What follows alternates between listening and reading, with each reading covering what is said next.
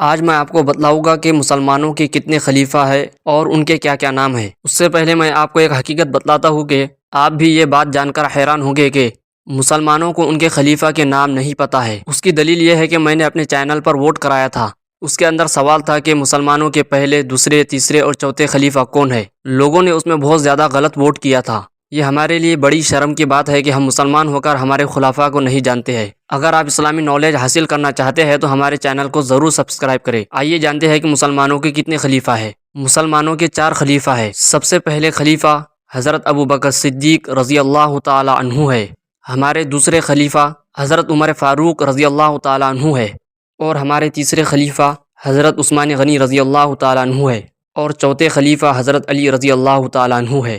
آپ کے علم میں ضرور اضافہ ہوا ہوگا، اس لیے ویڈیو کو لائک کریں۔ آپ کو کوئی سوال کرنا ہو تو کمنٹ میں ضرور لکھیں، اور اسلامک نالج اور ویڈیوز کے لیے ہمارے چینل کو سبسکرائب کریں۔